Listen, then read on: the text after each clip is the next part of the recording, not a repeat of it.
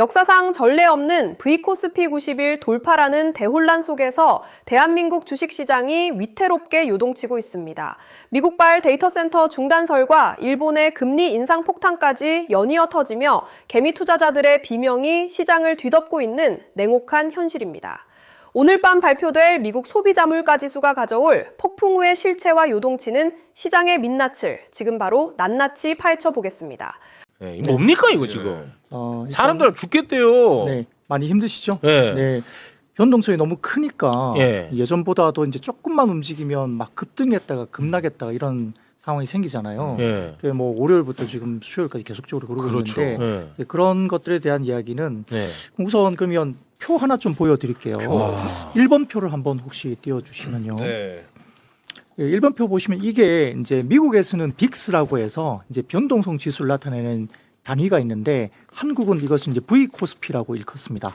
이 변동성 지수라고 있는 게 있어요. 변동성 지수. 예. 근데 이게 지금 어제 같은 경우에 변동성 지수가 91을 넘어섰습니다. 이 차트 굉장히 많이 올라와 있잖아요. 네. 예, 보통 보면 저희가 최근 10년간의 한국 시장의 변동성 V코스피는 네. 한 20포인트 수준에서 계속 유지가 평균이? 됐어요. 와. 네, 10년간. 그러니까 좀 10년간. 평온하게 이렇게 왔던 거죠. 네. 근데 최근에 91포인트까지 어제 넘어서면서 역사적인 고점을 이제 만드는 그 정도까지 네. 변동 지수가 너무 올라온 거예요. 아니, 그럼 주식 시장에서는 이 네. 변동성 지수가 높은 거를 좋게 봐요, 나쁘게 봐요? 좋게 보지 않죠. 아, 나쁘게 봐요? 예, 그 일반적으로 미국 시장도 급변한다는 보면 빅스가 너무 튀면은 주가가 급락하죠. 그래서 빅스가 얼마까지 많이 올라갔을 때부터는 저점 매수해라 뭐 이런 것도 나오기도 하고. 아, 매우 그러니까 안 변동 좋게 지수는 봐요. 그렇게 썩 좋은 건 아닙니다. 아, 그렇습니까? 네, 근데 한국 시장은 유달리 변동 지수가 높은데 주가가 올라오는 기현상도 나타나고 있는 상황이라서 네. 이제 굉장히 변동성이 커지는 구간으로 볼 수 있는 상황인데. 아니, 근데 이 변동성이 그 막 떨어졌다 더 떨어지고 이런 변동이면 무조건 나쁜 거지만 네. 떨어졌다 올라갔다 맞아요. 떨어졌다 올라갔다니까 네. 난 이게 좋은 건지 나쁜 건지 몰라서 그렇죠. 네, 맞아요. 그래서 이제 그 이야기를 다음 2번을 좀 2번이 또 있어. 보여주시면요. 네, 그 사람들 많이 준비하네.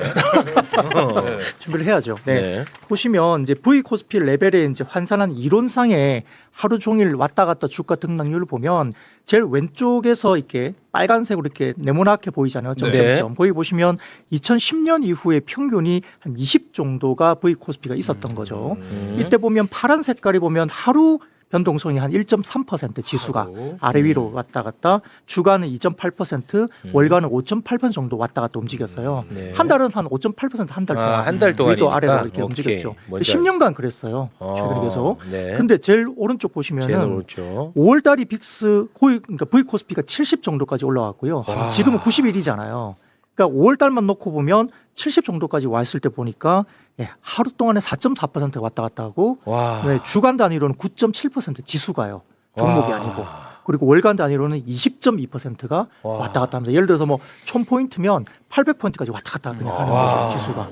그러면은 예, 이거는 지금 우리가 뭐 초보라서 막 심장이 떨리는 게 아니라 전문가일수록 오히려 더 혼란하겠네. 그럼요. 이건 너무 안 익숙할 거 아니야. 네, 변동성이 너무 큰 것이 이렇게 나오고 있는 상황이고 네. 특히 한국에 없었던 이제 단일 종목 레버리지 상품도 나왔지 않습니까? 네. 뭐 2배 레버리지 2배. 나오고 막 이런 것들이 있다 보니까 삼성전자, 하이닉스 이런 것들이 비중이 워낙 높고 네. 지난번 방송 때 제가 삼성전자, 하이닉스 합산 코스피 내의 이익 비중이 70% 넘는다 그랬잖아요. 네. 근데 시가총액 비중은 50%가 넘습니다. 음. 그러니까 두 회사가 왔다 갔다만 해도 지수가 그냥 왔다 갔다 몇백 포인트가 그렇겠네요. 왔다 갔다 하죠. 네. 근데 종가 기준 보면 오늘은 전일 대비 4.5% 정도 빠졌기 때문에 코스피가? 그렇죠. 네. 그런 것들이 지금 보면 삼성전자가 한 6% 가까이 빠졌고 삼성 6 빠졌어요? 네. 아. 하이닉스도 7.3% 빠졌으니까 내가 삼성전자 영원히 안 갖고 있다가 최근에 샀는데.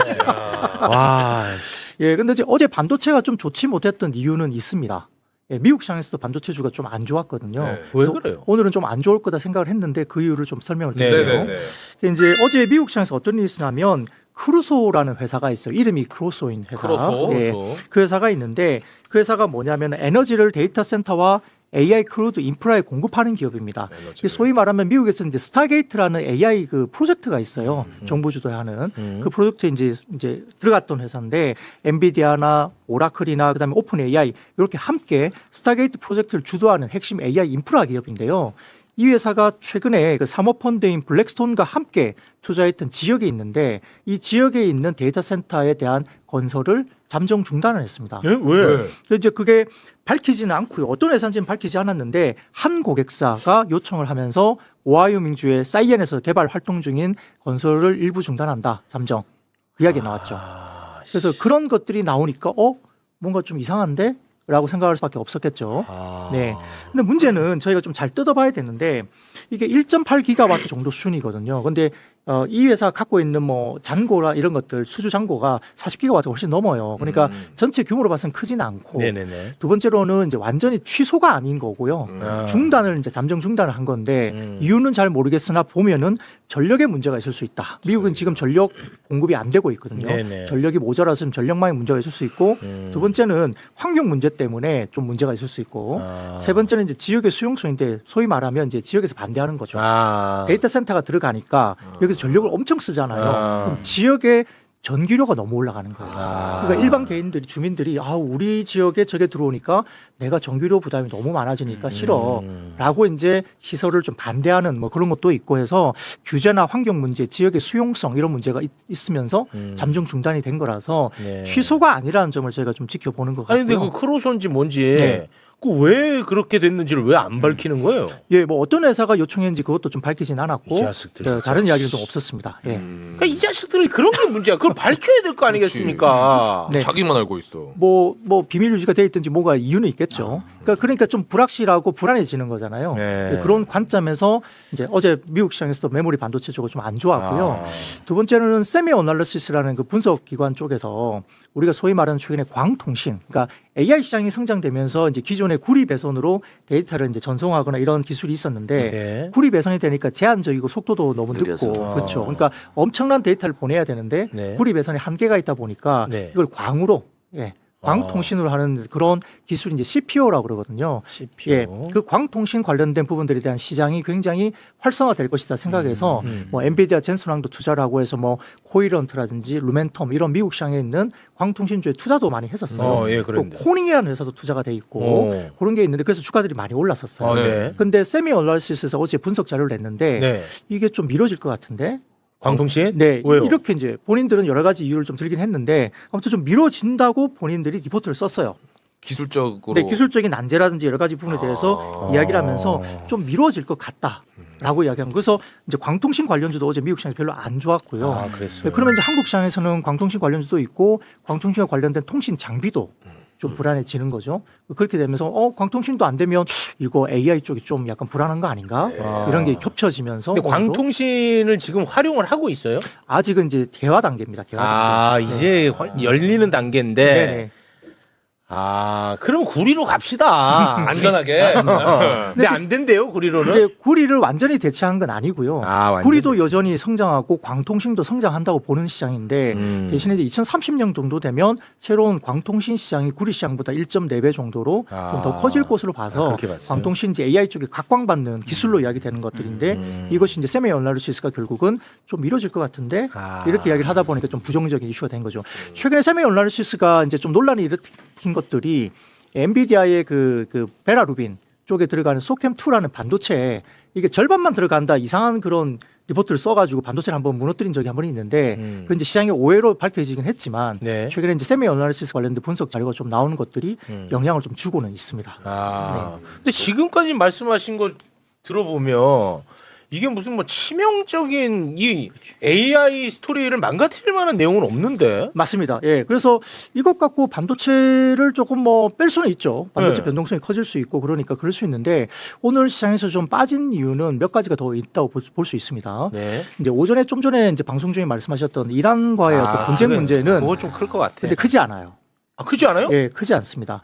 이제 아파치 헬기에 대한 부분에 대해서 이제 자의적인 보복을 했다고는 하는데 네. 오전에 이제 그게 완료가 됐다고 이미 이제 발표가 났었고요. 그렇게 되면은 문제가 정말 되려면 환율이 튀거나 유가가 튀어야 되거든요. 근데 지금 WTI가 현재 보니까요, 88달러 선이에요. 빠졌어요. 그래요?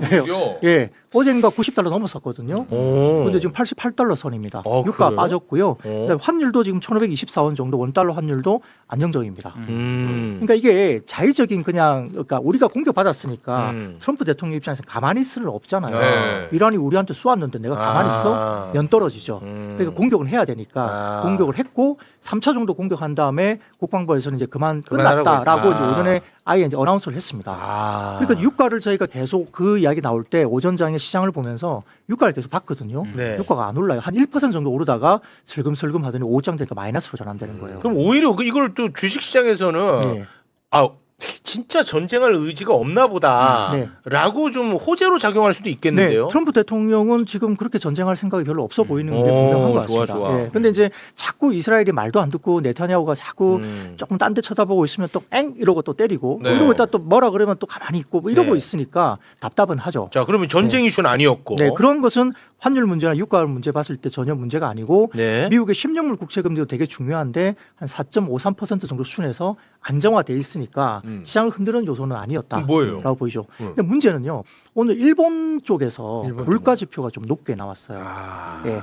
그러면 뭐가 됩니까? 금리. 추경을 더 많이 할 수 있고 그다음에 다음 주 초가 이제 일본의 금리 관련된 부분들이 결정되는 다음 주 월화 정도가 있는데 뭐라요? 인상을 할 것 같다. 일본이. 예, 금리 인상을 하게 되면 일본이 금리 인상하게 되면 자금의 이동들이 좀 생겨날 수 있습니다. 이제 글로벌 시장 그러니까 아주 저가의 거의 뭐 금리가 없는 수준의 자금들을 이제 땡겨가지고 해외 시장으로 투자를 했던 자금들이 있을 거 아닙니까? 그러니까 그런 것들이 일본이 금리 인상을 하면 일부 자금들이 그게 일본으로 좀 회귀할 수 있지 않을까? 그런 생각을 할 수 있는 거죠. 더군다나 6월 12일이 또 스페이스X의 상장일이잖아요. 네. 그 자금들도 또 일부 수요가 아직은 좀 남아있는 자금들이 그쪽으로 가기 위해서 조금 더 움직일 수도 있다 이런 생각을 좀 할 수 있는 거죠. 네. 그런 오후의 장은 사실은 일본과 관련된 부분들이 좀 더 이제 좀 드라마틱하게 좀 나오지 않냐. 그리고 중국 지표도 나왔는데 약간 아직도 경기가 좀 둔화된 지표들이 좀 나오기도 했어요. 비슷한 시간에. 그러면서 갑자기 확 밀렸거든요. 중국 경기 둔화라고요? 예, 살짝 그 경기에 대한 지표가 오늘 발표가 됐는데 조금 아직도 경기가 좀 둔화되어 있는 모습들 보이는 지표가 나왔습니다. 이놈의 거는 도대체 주식 미국은 경기가 너무 좋으면 주식 떨어져. 이제 또 중국으로 굳이 가갖고 저기는 또 경기 둔화되니까 주식 떨어져. 뭐 어떻게 하는 거야? 어떻게 하라고? 여성분들이 내가 키가 커서 나는 키가 큰 남자 좋아한다 그러고 키 작은 여자들은 내가 작으니까 키 큰 남자 좋아. 다 키 큰 남자 좋아하고 주식은 다 떨어지는 이유고. 그러니까 너무 흥분하지 마시고요. 흥분하지 말래. 저도 이제 그렇게 키가 큰 편은 아닌데 저희 와이프가 175cm거든요. 제가 만날 때 그랬어요. 뭐 뼈다귀 좀 긴 게 뭐 그렇게 유세냐? 별거 아니지 않냐? 그렇게 하면서 만났더니 뭐 결혼해 주더라고요. 너무 그거에 대해서 흥분하시고.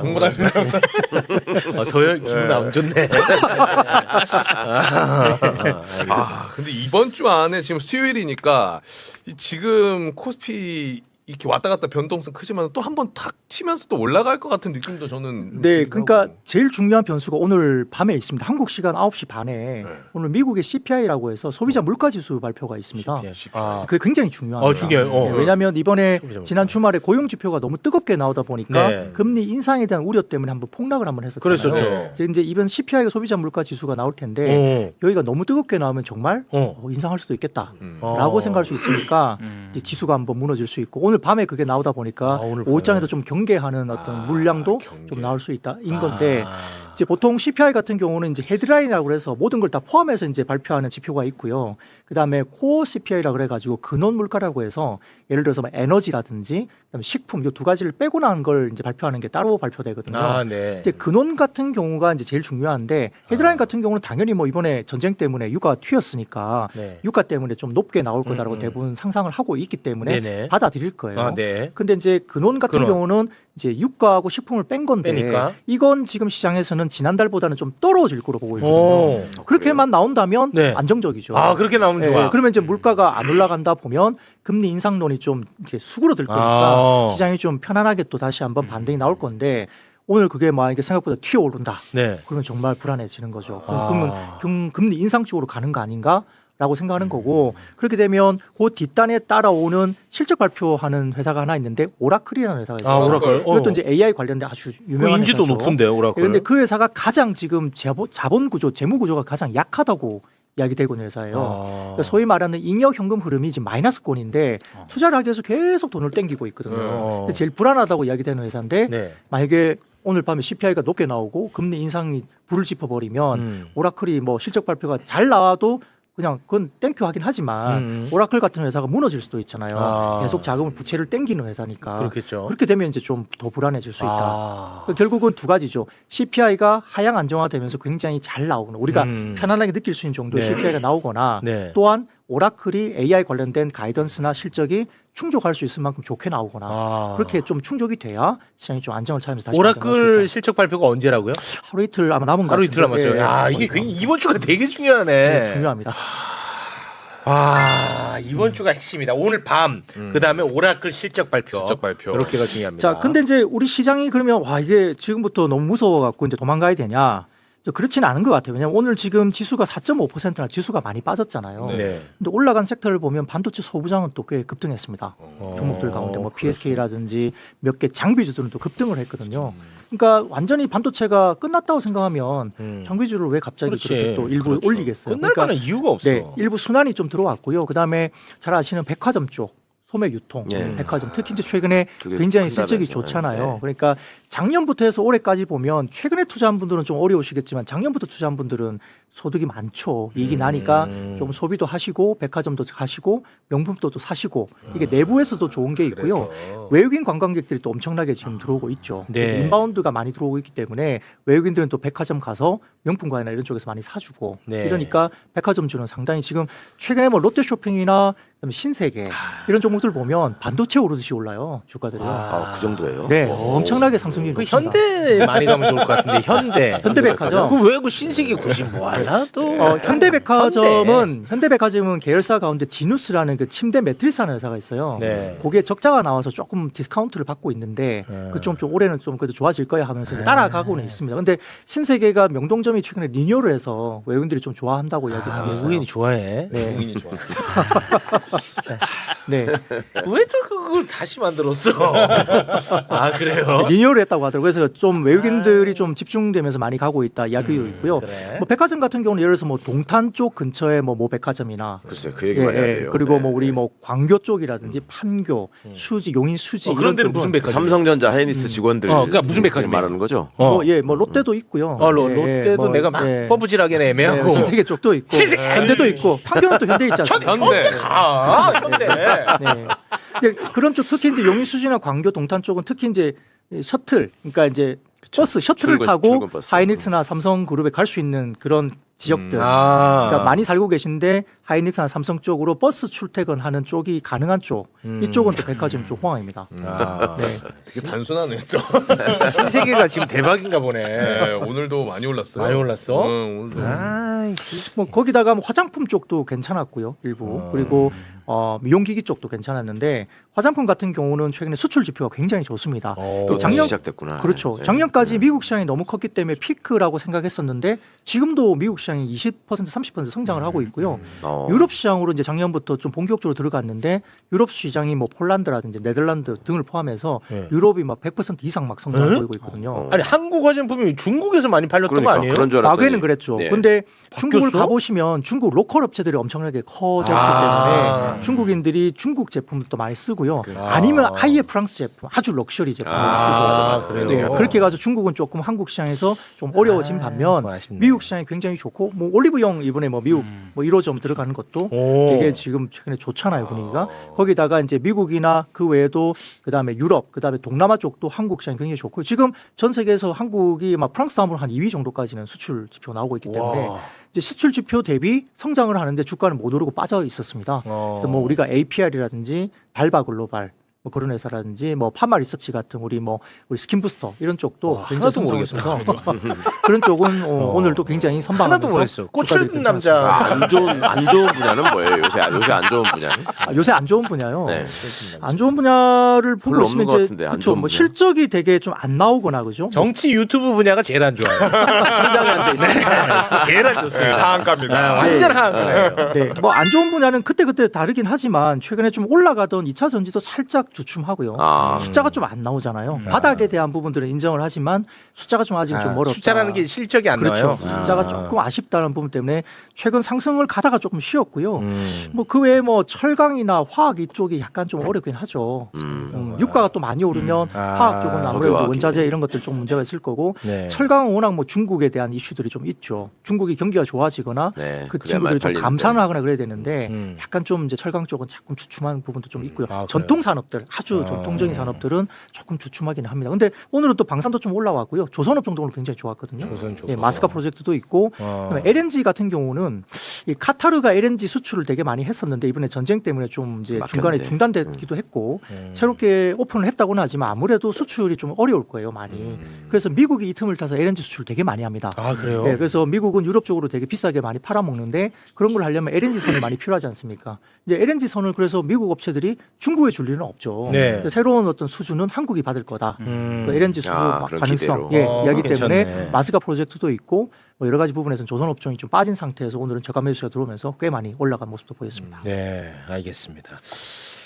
아, 오늘 내일 중요하다.